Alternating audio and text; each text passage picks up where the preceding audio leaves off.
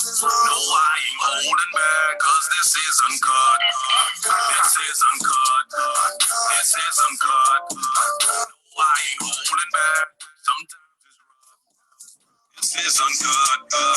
This is uncut. The truth you deserving that. This ain't no bluff. This is uncut.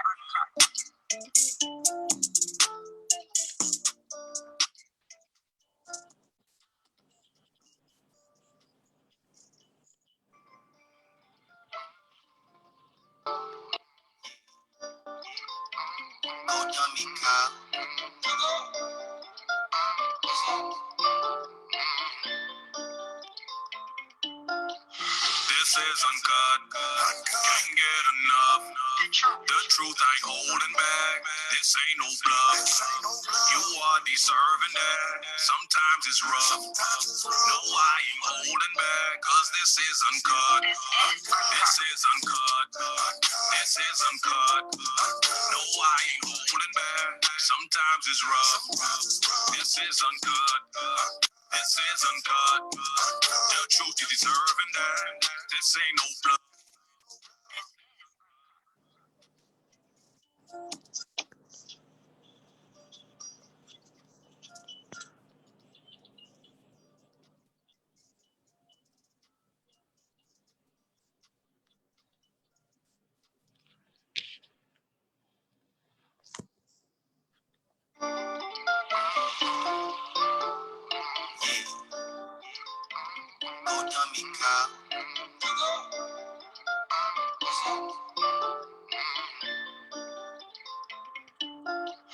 This is uncut. Can't get enough. The truth I ain't holding back. This ain't no bluff. You are deserving that. Sometimes it's rough. No, I ain't holding back, cause this is uncut. This is uncut. This is uncut. No, I ain't holding back. Sometimes it's rough. This is uncut. This is uncut. The truth you deserving that. This ain't no bluff. This is uncut.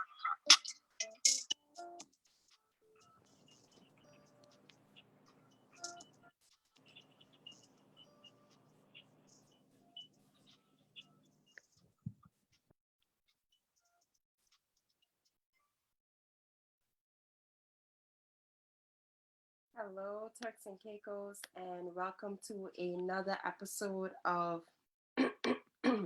of Uncut. We're happy to have you here tonight, and of course, we have a special edition with not Mr. Honorable Maxovonno Thomas, and I'm sorry, I can hear you. Okay, it seemed like the audio had clicked out. So we're so excited to have you here with us tonight. And as stated on our flyer, the reason for having you is so that our voters may vote from an informed position. Of course, as we all may know by now, it is election season here in Turks and Caicos, and Honorable Maxovonno Thomas has put his name once again into the pot. And we're just excited to see what ideas you are coming with. Well, Andrea, it's a pleasure to be on your show tonight. You said something earlier. It's actually my first time putting my name in the ring. I was the appointed member, for the government for the last 4 years, which I would have gained valuable experience. And then before then, I was a banker at Meridian Trust for nearly 10 years. So I am a new candidate in terms of, running for elective office. And I'm sure we'll get into the many reasons why I am seeking and putting myself forward to running for political office in this great country, the Turks and Caicos Islands. Thank you for that correction. Of course, as he stated, he was the appointed member by the government. And I see that he has chosen to remain in alliance with them. So, of course, we're excited to hear why and get a little bit deeper into that. But before we jump into that, let's just touch bases on what my show was speaking about for the last two episodes, which would have been saving our young men. Of course, you are a young Turks and Caicos Islander. You hail from the island of South Caicos. Of course, HB, we got, I'm sure a lot of your supporters are watching you. Yeah. So tell us what does the statement mean to you? What does saving our young men mean to you? Yeah, to be honest with you, saving our young men, which is a very good theme, because when we look around the Turks and Caicos Islands, and then you think about all of the negative connotations that's in regards to the young man, right? We really need to that saving our young man means to me preserving the country, and preserving the entire country, because at the end of the day, for the continuation of the country and where we want to go, you need to put our young people entirely, but in particular our young men, because they seem to be part of, or at this stage I would say, not more or less targeted, but they seem to be in a situation where, our young men are dying way too young, Mhm. right? They're leaving entire families, they're leaving kids behind,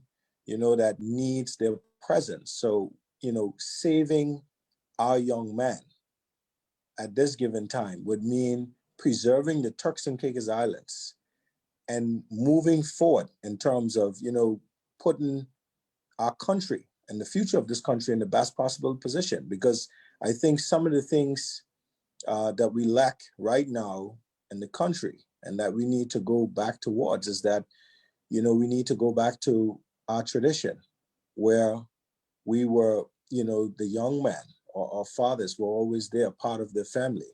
You taught the younger ones, the do's and the don'ts. And with what we have experienced over the past years in the Turks and Caicos Islands, where young men, happen to be, dying because of gun violence or whatever, may have happened. We're starting to move towards a situation where we're losing those values, that were taught to the younger generation. And we need to preserve that in order to preserve our country. Right. Currently, we're in a situation where we are battling with this pandemic called COVID-19. However, the Turks and Caicos Islands has been suffering from an epidemic of losing our young men over these last few years. What are your plans as a Minister of Parliament to save our young men? Well, at the end of the day, I think it comes back to, and this is a countrywide problem, right? It's not a problem that is just stemmed from politics. I think we need to go back to the very basis of it, right? I think it's community, it's family. I think we need to go back to the days where your neighbors, were able, growing up in South Caicos, right? The people that kept you on the straight and narrow was the people of the community. Everybody was able to, at one point in time, chastise you, to say, well, you're not doing this right. And they were able to probably give you a little tap, tap, spank and said, oh, you shouldn't be doing that. And even the persons who would have been on the other side of the law try to keep, the citizens as well as the younger people on par and par on the straight and narrow. What I think that's what we need to do. So we need to go back to a position, right, where our community starts to, groom our young people. And I can even remember growing up in South Caicos, I could tell you, if you find yourself in a little bit of a trouble and then, somebody was to chastise you and, that was reported back to your parents, you got a second wave of chastisement, right? So I think we need to go back to those days where community becomes involved. And also we need to go back to the stage where, we start to get our young people, our kids, actively back involved in the church. Because I think that is key. I think growing up, we had to be, we had to go to Sunday school and we had to attend church, where you were taught, a certain level of values and respect for your elders and how do you deal with conflict resolution. right? So I think we really need to do those things. And on the governance side, in regards to the young man, they need to be given opportunities. They need to be given opportunities in terms of, being able to have the best paying jobs or the best opportunities in regards to, best opportunities in regards to jobs, or even in regards to starting up of their own businesses. So I think that is very key, that we need to provide those level of avenues so that the young man will not become idle out there and, not be able to be a productive citizen. Because I think sometimes you have content with breed, that sort of atmosphere, where they lack opportunity. So for the young man, I think deeper we can go into specifically some of the opportunities that I plan to provide for them, like the government in terms of the SME program. I plan to expand the SME program where it's viable for all new startup businesses. That is an intuitive that is being put forward by this government now, as well as you got to give the young man an opportunity to own a real stake in their country in terms of housing. With the new housing commission, allow them to be able to own their own house and start their own businesses. But I think it's very key. You find that a lot of our Turks and Caicos Islanders, especially the young men that are working on jobs in the hospitality sector and, throughout the wider country, I think something that would resonate with them is in terms of equal pay, equal benefit legislation to help them, to put them first in the sense that, when they're performing the same duties, that may be now performed by, some expatriates, that they will feel comfortable enough that if they work in the same environment and they perform the same duties, that they are giving the same pay as well as the same benefit. So I think that is very essential. Some of those things are very essential, for them to be able to boost their morale, for them to feel like they're part of this country belongs to them, and they will be given the first priority, with every opportunity in regards to the Turks and Caicos Islands. I think that that is awesome because, of course, opportunity is very much needed, especially with our young men. So the SME program is a way to generate some sort of financial support and income for them. However, you're now talking about creating a stakehold within the Turks and Caicos Islands for them to own their own land or own their own house. What financial opportunities are you looking for? Because I feel as if that is one of the biggest obstacles for a lot of young people, because the banks are asking for financing of 10% that you have to come up with. Like, what is your plan to help to create some sort of economic advancement or for our young people so that they're able to afford these homes? Because it's one thing to buy it and get the mortgage on it, but they need to upkeep it. Right, and that's a very good point, and then that is actually my field of expertise, because that was some of the things that I did before I became the appointed member. Right, I was a financier, so that's what I did.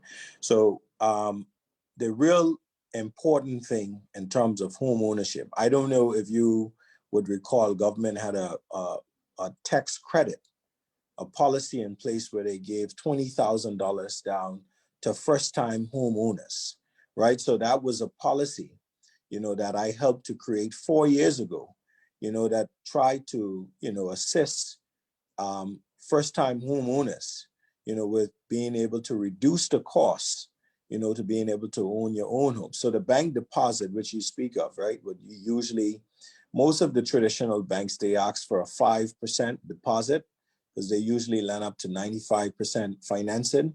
So the additional cost is usually during like when they offer, what government would call is the stamp duty, right? So the stamp duty would vary from based on the amount that you're purchasing the house for. So at the end of the day, that government policy allowed Turks and Caicos Islanders, in particular, first-time homeowners, to be able to waive the 6.5% fee or even the 8% fee, that was usually charged by government in purchasing a home. So that would have reduced the cost downwards in terms of just the bare minimum of you paying the 5% government fee. Now, I understand even then, you had a fair amount of Turks and Caicos Islanders who would have taken advantage of that policy and who would have benefited from that policy. Now, obviously, we needed to take that into a next phase because the real issue that we have right now is in terms of cost of living in the country. That makes it very difficult for you to even come up, with the 5%. But let's just pause there for a minute because we're speaking about possibly doing 20,000, and that's just a hypothetical figure that's in the air. And I must say that for all my viewers before they go ahead and say, yeah, he promised us 20,000. No, that is actually that is actually a policy that's on the book now. That's been offered for the last 4 years. So persons would have benefited from that. So can you explain the process of being eligible for this $20,000? Because I don't feel as if a lot of young people are even aware that this opportunity still exists. Right. So the process, and I can tell you, it was advertised just about, if you remember, like the downtown runabout, like just opposite First Caribbean, there was a whole poster there. I think it was a 4x8, pretty much promoting that policy. As well as if you would have visited the bank often enough, you would realize that each bank, actually had a copy of that policy that was on the door. So you could actually see that there, it would have been more affordable for you to actually, own your first home. So the policy, it was publicized. And I think, it was even fairly successful in the number of applicants who would have had benefited from that. But, this is not a promise that I'm making. This is a live policy that's going on in government, right? That is actually taking place. And I was about to get on, another part and, just to say that, it has been fairly successful. All right. But I wanted to give you a detailed analogy of what I think needs to be done for cost to be of able living. to. I know we're gonna move on to cost of living in just one moment. But my thing about it is we have to be realistic also and take into account the price of land at this time and the price of actually building, because $200,000 will probably get you a pretty decent property here, but then you now have to take into account, okay, well, how do I build after that? Because $200,000 may get you a piece of property in Long Bay Hills or Venetian Road. I don't even know if to say Venetian Road. It depends on the size of the property. So now that you've already acquired it, because $200,000 is not a lot of money to work with. It sounds like a lot, but once you get to billing, and it makes no sense for young people to put themselves in a position to start something that they can't finish. So is it a plan to expand on that $20,000 that we have access to? Is it a plan to do full funding where you can actually fully fund your vacant land purchase as well as build? Right. So it's important, that I clear up just one other point there, is that the $20,000 tax credit is not just to purchase land, it's also to purchase a house. Okay. Right. So it gives you the ability to actually purchase a house. And if you don't use up the entire tax credit when you're purchasing the house, what you can do as well is that it also applies towards like import duty. So if you purchase a house and it's not, completely furnished, you're able, whatever part of the tax credit that you don't use towards purchasing the house, you can use it towards important or importation of the furniture or whatever is in relation to that first house. But why it needs to be moved, I think even further. So now the new housing commission, that we're looking forward to, pretty much implementing, is that the new housing commission will now move forward with government identifying large vacant parcels in each island and starting to look at very specific needs in terms of first-time home ownership. So for the young single mother who may have one or two kids, it's going to start to look towards, saying that, okay, we need to create a specific package, that would not only facilitate their income, but also their needs in terms of the number of bedrooms, as well as every other demographic of personnel inside the country who's looking towards first-time home ownership. So going forward, the tax credit policy worked. It was fairly successful, but I do see a need that we expand in the terms of looking at individual needs based on where the applicant is at and their current situation.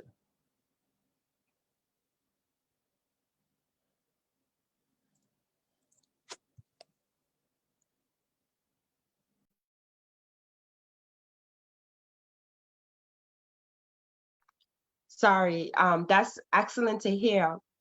We were just about to touch on the fact of lowering the cost of living, and that was actually a question that was provided by a poll that was conducted by Instagram. So just so you viewers know, my direct messages are open. My WhatsApp, if you have my number, it's open. My Facebook page is open. Feel free to drop your questions in. But the question was, is lowering the cost of living a priority on your list? And if it is, how do you intend to achieve this? I'm sorry, I can't hear you. Yes, so absolutely. Lowering the cost of living is a priority to me, and is a priority to, I would say, just about every Turks and Caicos Islander. And how I plan to address this going forward, I'll give you a few scenarios on how we can lower the cost of living. Number one, in regards to lowering the cost of living, I think on the bread and basket items, in terms of any item that is essential for child growth or essential nutrients for a child, I am looking at ways, not even looking at ways. I can tell you my plan on how I plan to lower the cost of those items. So in terms of bread, eggs, milk, all of those essential items, I think going forward, the country is in a fairly, we have a great tax system in terms of that provides stability. But on these items, I think we need to have a certain level of price control. And I can tell you from the standpoint, in terms of those very items that I speak about, I think what we need to do is that we need to remove the customs processing fee, one, the CPF. You need to reduce that, which would reduce the cost of those items by 7.5%, as well as remove the duty. And by removing those duties, you don't change the profit margin that would have been made by those retailers selling those goods. So by the end of the day, we just need to take a look at what the cost of those goods are and reduce it by that month. And then you put some level of price control to hold that mechanism in place so the retailers don't increase their price by the amount that you decrease the price by. So I think it's very essential that we look at stuff like that, because that is critical to child growth and it's critical for every citizen in terms of being able to have the proper nutrition, right? To be able to, support a healthy lifestyle. So I do support that on that. And persons my question from a financial standpoint, like how do you deal with the revenue that you would have foregone by doing that? Now, there's luxury items in this country that doesn't promote a healthy lifestyle, like alcohol and some of those other products, that we can actually increase the tax to be able to compensate for the essential items that is needed for child growth and for a healthy lifestyle. So I think that would be one key area that I would look at in terms of reducing the cost of living in terms of food costs. The second thing too is to develop the public school system in terms of creating more schools, building more schools. The real problem that we have in this country right now is a large portion of Turks and Caicos Islanders actually go to private school. And that creates an increased burden on the family to be able to pay that school fee. So what I am promoting going forward is a system that gives Turks and Caicos Islanders first priority to the school system and building an increased school system that would in turn allow that very same individual or family now to be able to save money in regards to school fee, which will in turn put more money or they will be able to keep more money and they will be able to save more money. The third one too is in terms of the living arrangement. So the living arrangement, you have a fair amount of Turks and Caicos Islanders who find themselves with rental of apartments. So going forward, I think we need to offer specialized products in terms of, persons who are fairly, ambitious or looking towards, building apartments and building housing accommodation, that you will allow them, to enter some level of government program that would give them, if you subscribe to the program, you would be able to say, and that's just use for, argument's sake, that you'll be able to rent a 1 bedroom at $600 and a 2 bedroom, let's say, at $1,000. And the reason why you will be able to put a hard cap on what they rent their apartments for, because government will now be able to offer them the certain level of concessions in terms of building materials and the costs of them actually completing the apartment. So you can hold them to a hard price in terms of saying that what you can actually offer the level of housing for. So I think those three very key areas. Okay, so I'm just gonna backtrack a little bit because you were moving a bit fast. On the schooling issue, you're saying to create more schools so that our locals can get into schools first. However, I am inclined to ask, don't you think it would be more um feasible for the government, um as well as for the community at large, to, instead of creating more schools, to instead subsidize the current schools that exist, but create a tailored plan where parents would have a subsidized fee that is not standard for everybody. You actually look at the income of the family, you evaluate how many kids are in the family, how many dependents, based on the income and based on the cost of living in the Turks and Caicos Islands. You take all of these factors into account and you create a tailored subsidized plan for that parent. Right. So that's a very good program, good suggestion that you're putting forward. But in terms of my long-term goals and what I think should happen, right? My overall objective is to be able to offer quality education free for all Turks and Caicos Islanders, just not subsidize it. Now, based on subsidizing it based on the person's income or anything else is good, because you're taking in consideration and you're being equitable in terms of being fair to that person. But I think my overall goal, and the overall goal that should be for Turks and Caicos government and Turks and Caicos Islanders, is free education and I free totally schooling. agree, Honorable Thomas. I totally agree, but that still can happen because now what your idea of creating new schools is doing, a new free schools on top of that, what it's gonna do is it's gonna take the private schools out of business. And so the role of a government is not to own everything. And so I think that if free is your goal, it's still possible to 100% subsidize these schools. The government pay these schools to educate our kids, and it comes at no cost to Turks and Caicos Islanders or those persons who fall eligible to the program. I think my only issue with, well, I shouldn't say issue, the only downfall I see with your plan is the fact that expanding and creating more schools will just especially free schools will just lead to the closure of so many private schools that so many families probably depend on. Well, that's a very interesting concept, but at the end of the day, it's an obligation of the government, to provide the best quality education at almost a free. It should be free. Education should be free. That's the rights of the child and Yes. anything else. But in regards to the private schools, by the government being efficient in terms of providing quality schools, doesn't take anything away from them. There will always be people, a part of our community who desire to send their children to private schools because, financially they can afford it, or they think that is in the best interest of their child.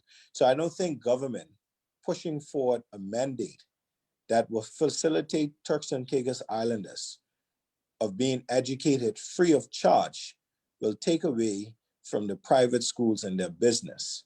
What it will do is put persons who are unable to pay for private school and who are just almost literally living hand to mouth because they want their children to have a quality education. But, in terms of the cost of living or the amount of monies that they make, are unable to facilitate or pay for it. They're literally struggling for it. So government has a mandate to look out for everyone. And if you want to be fair, government mandate is to put stuff in place to ensure that not only the middle class or the upper class, but at the lower class, they are able to be given the same opportunities and the same quality education. And that's why, I'm an advocate for Turks and Caicos Islanders being given first priority in our school system, and our school system being power on par with any private school in this country. And I think if you were to visit the new primary school on Long Bay, the facility is by far, to me, the best facility that you have in this country in terms of,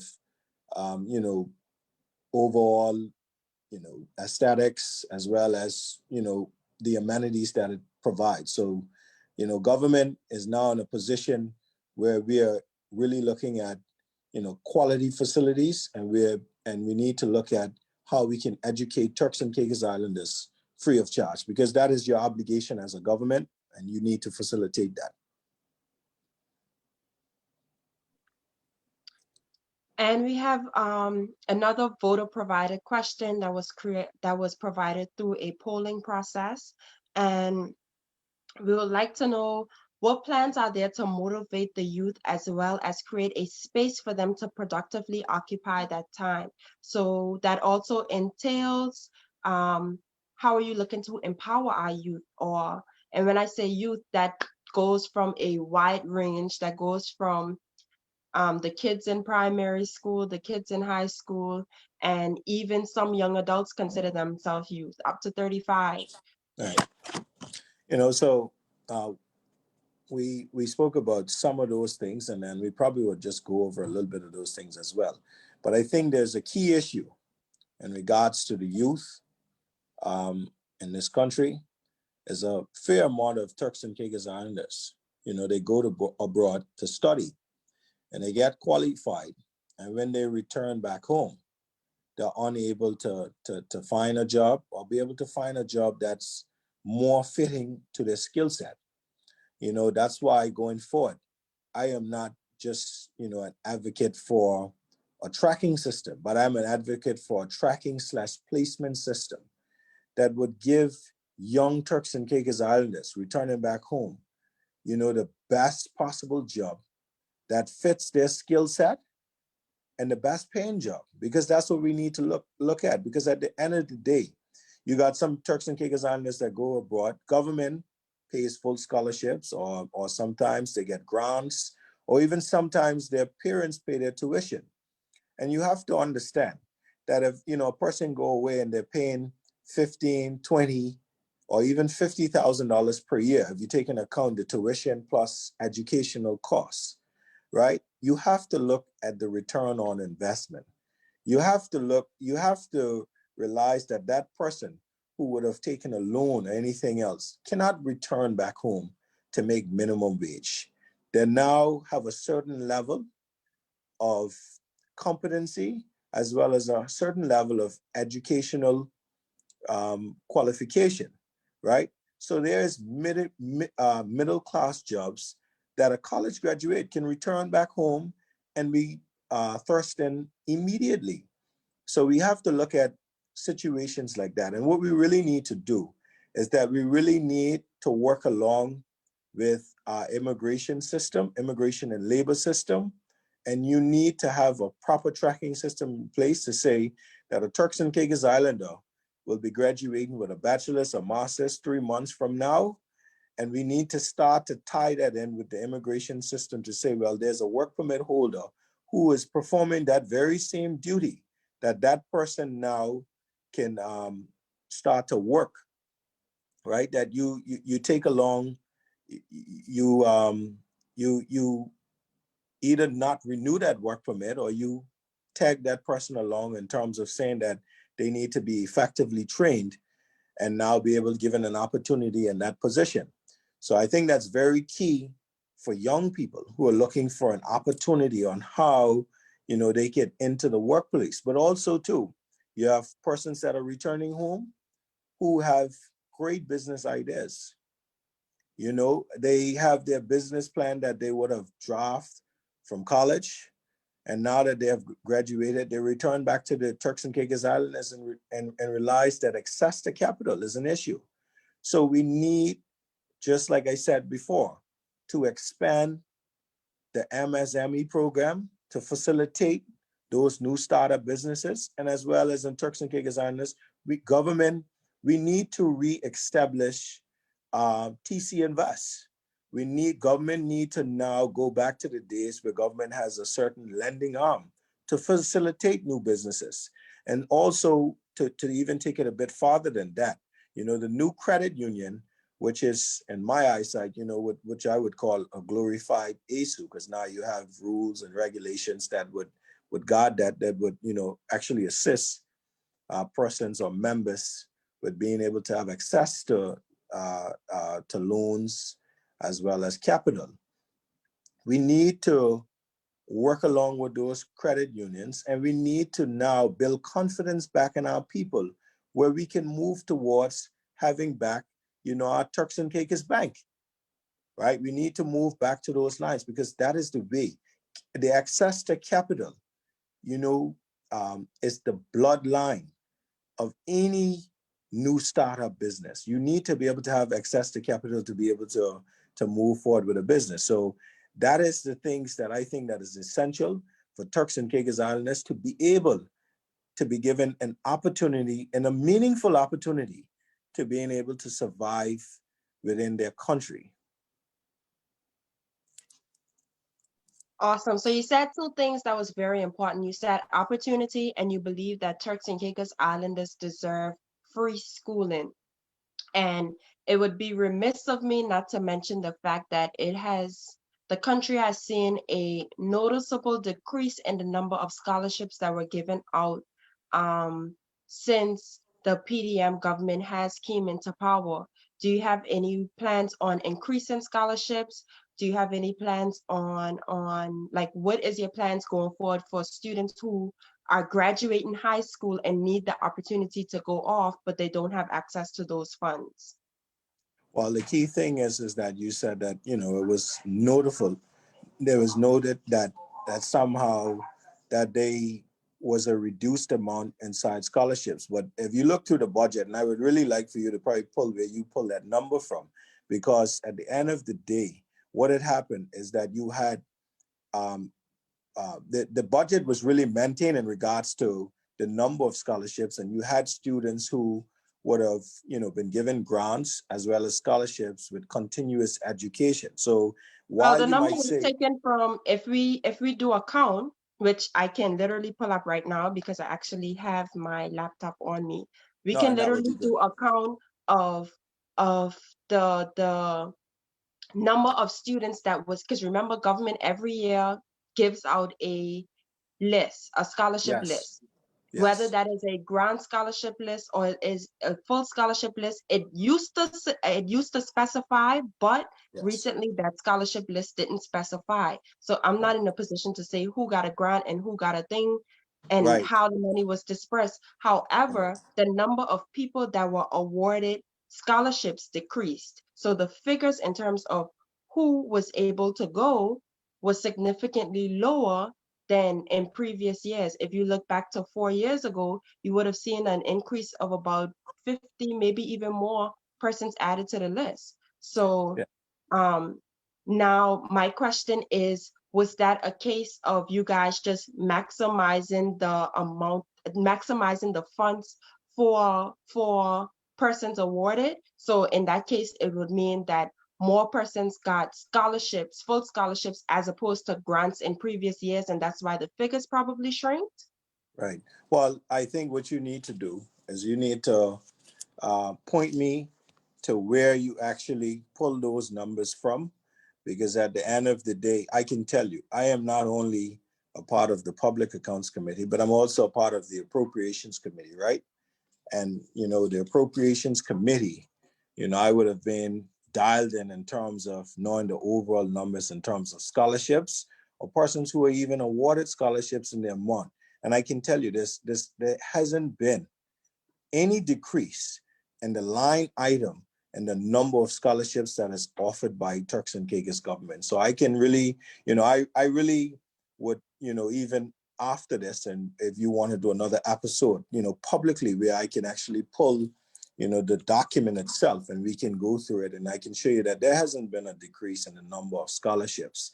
Now, you had some persons, and matter of fact, the numbers in most cases have been more, because what you would have had is you would have had more persons getting access to grants. And I think the document of which you speak about didn't specify who got grants and who got scholarships, right? So I think that number of which you speak about is, is something that, we can also take a look at, at another time.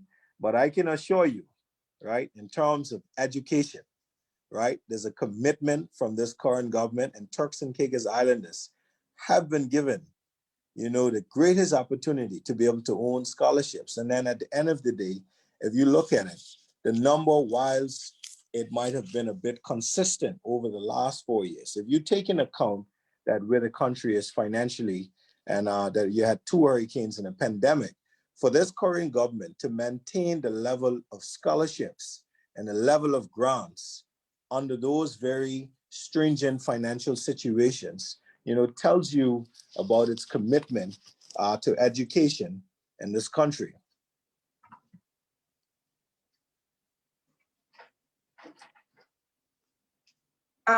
So now here's a question from our comment section, and it just says, what will be the first few things that you will be focused on if you are to be elected? The first few things that I would be focused on. Yeah. Well, I think we really went over some of those things, but I'll go on. The cost of living, number one, right? Affordable childcare would be number two. And then putting legislation and pay for equal pay, equal benefit for Turks and Caicos Islanders would be a part of that, as well as furthering the implementation of tracking and placement system for college graduates, right? Also offering more economic and social opportunities for our youth. Also creating the new housing commission, right, which we are also started on in terms of giving Turks and Caicos Islanders the ability to own their first home, as well as access to capital. Now, I can tell you in terms of access to capital from the MSME, like I told you, as well as promoting the credit union, as well as moving forward. I think government needs to really go back where we institute, some level of lending arm to move forward to assist with Turks and Caicos Islanders businesses, as well as social needs. Social needs is a big area that we really need to do. That's a huge topic in itself. That's a huge other conversation in itself. But we need to facilitate social needs in terms of being able to put those children in the best possible position to be able to, cope with and move forward, in this current society. So social needs is a big issue that I plan to address going forward.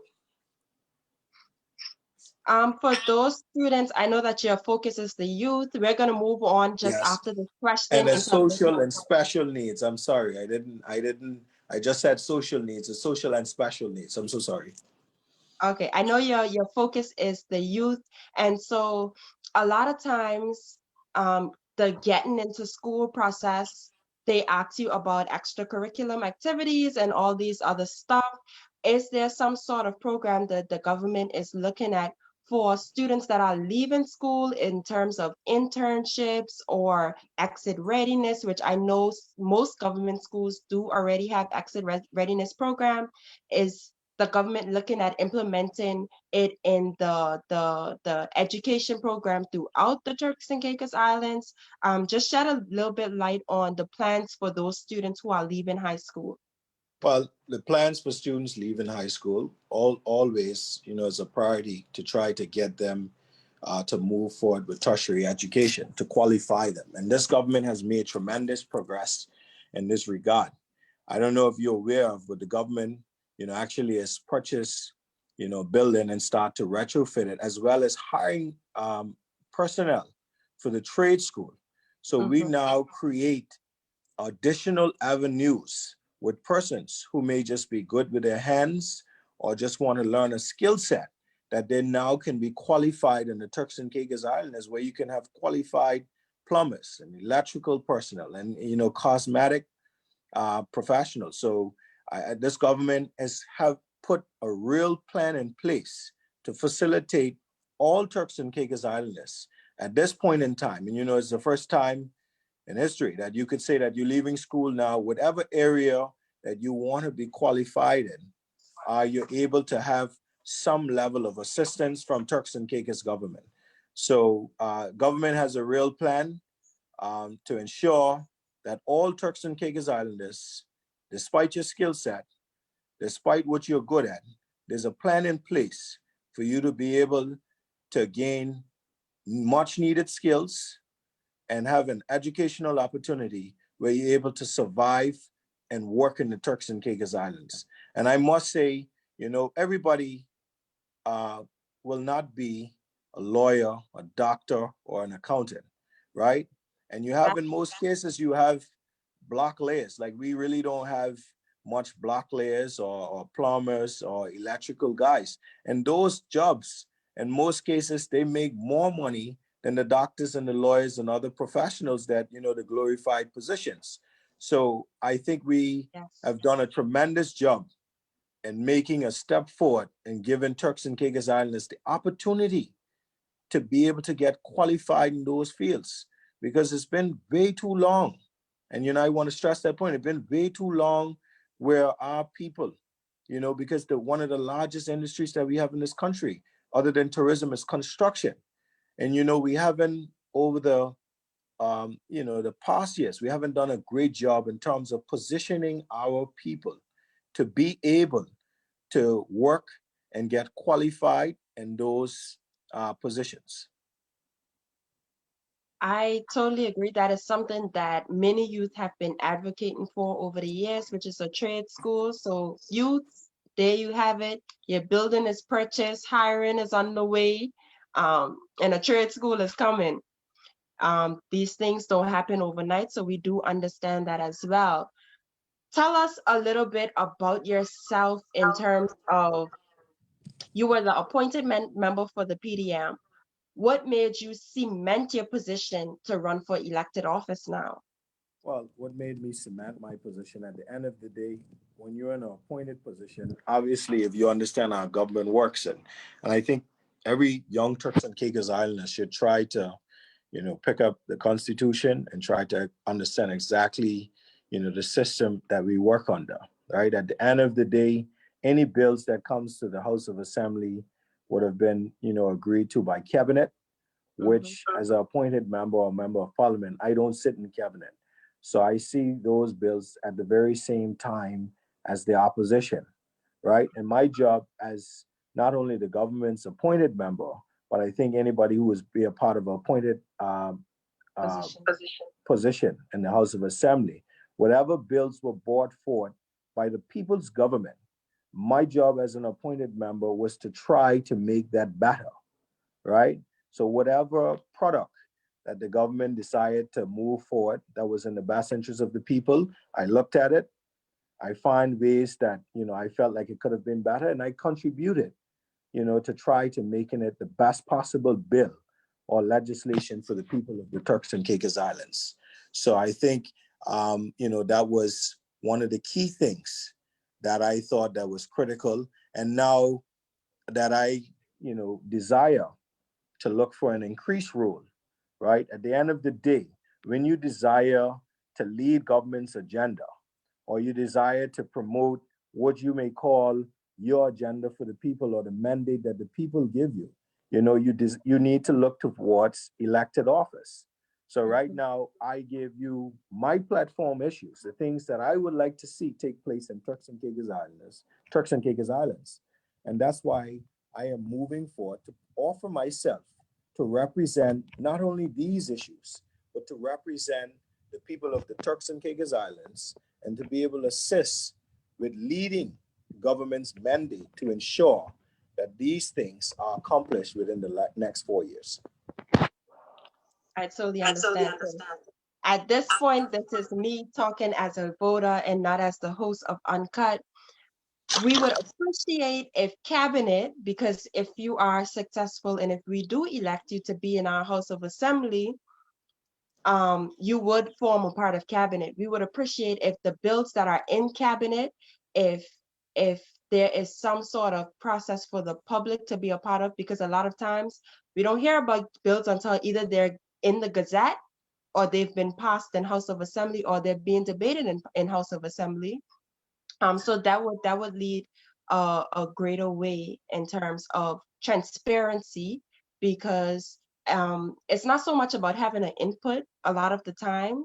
It's more so about being aware of what is going on. Yeah. So that's just a suggestion as a voter. Switching back on to my host cap. Yeah. Well, if I could just offer a comment on that, is that Yes, in of course. regards to any bills that move forward, any bill that is drafted has a certain level of public consultation. And usually those bills are directed, you know, whether the content of the bill, based on what it is, would be directed to the relevant professional agencies around the country. So what you would have is in regards to a bill that is going to impact like the legal fraternity in the country, you would usually have a draft bill that would actually go to them where they have certain level of input on that bill, right? So it's very important to know that there is public consultation.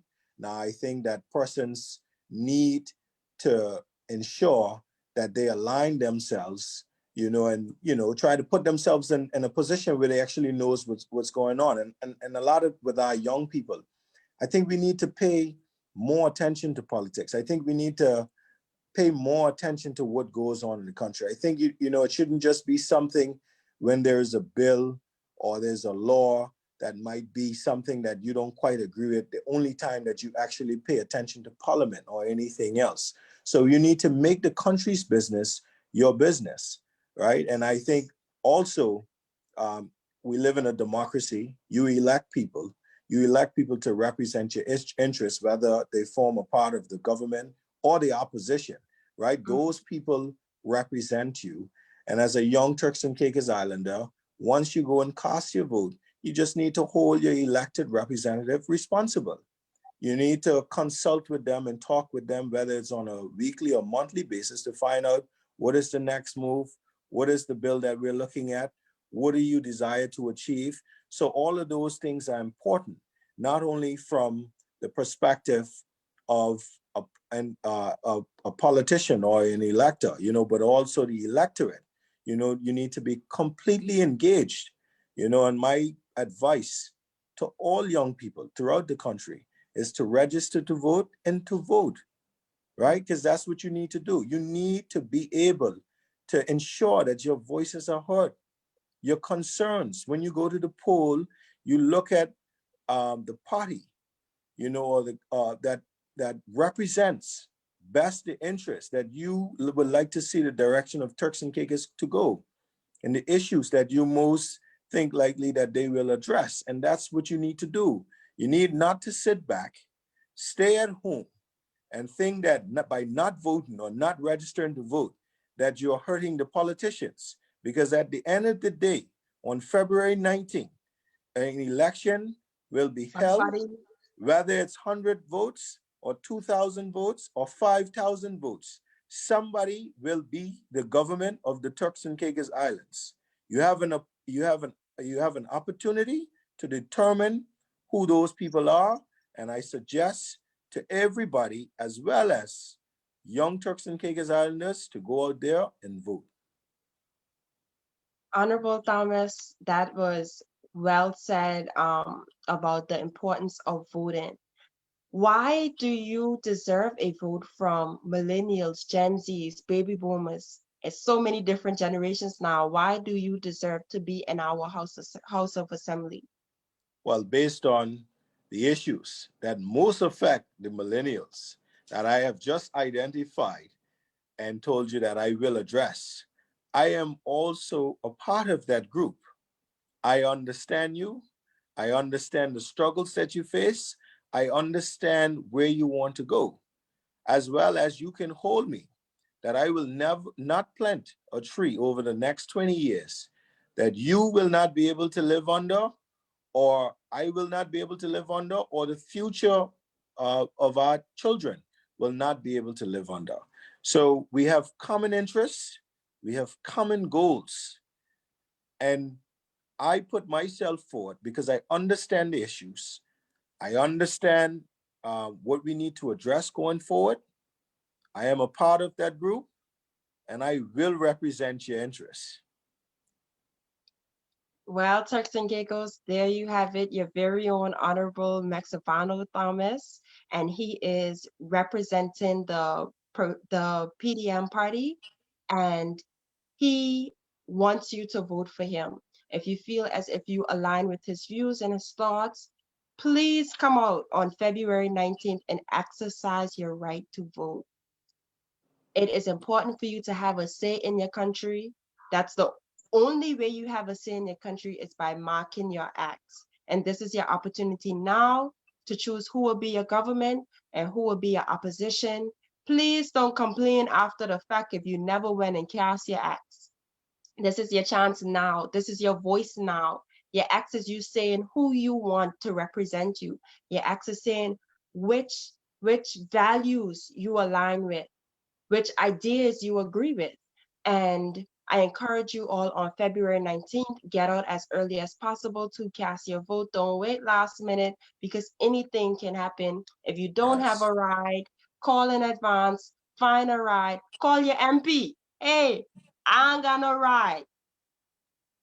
that's Call it. anybody, call your friend, call your mommy, call your daddy, call anybody. But it is very important for you guys to go out on and vote on February 19th. So do not miss it. Do not travel, mark your date, put it on your wall, write it on the mirror, put it on a sticky note. It is important for you guys to go out and vote. Honorable Thomas, thank you so much for coming on to Uncut and sharing your views with us. We really appreciate it. We love having millennials in the House of Assembly because you guys definitely are, are our stars. So we thank you very much for your service to us. Yeah, thank you so much for having me. And, to the wider Turks and Caicos Islanders, I'd like to say on February 19th, go out there and mark your vote, not only for Honorable Maxovonno Thomas, Young Turks and Caicos Islanders, because I'm a part of your demographic, but also for the People's Democratic Movement. The People's Democratic Movement over the last 4 years has proven to you that we're able to manage this country in tough times, and tough times really shows you who are the real leaders. At the end of the day, we have managed the country well. We have paid the civil servants throughout the pandemic. We have offered a level of stimulus to the general public, as well as we have shown a total commitment to the hospitality industry and the hospitality workers. We have managed the country well. We will continue to manage the country well. The country is on a great trajectory, and there's no need at this given time of where we're at to change anything. The management is great. The leadership is great. Let's move this great country forward with the Honorable Premier Charlene Cartwright Robinson. Thank you. Well, there you have it, folks. I hope to see you guys on February 19th. That is just a short 30 days away. We have 30 days left before we go to the polls. So thank you guys for tuning into Uncut, and I'll see you guys on Saturday with another politician.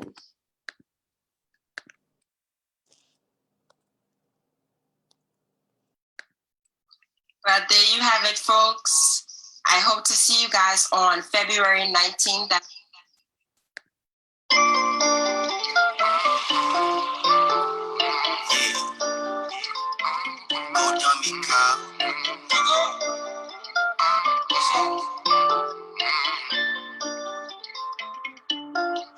This is uncut.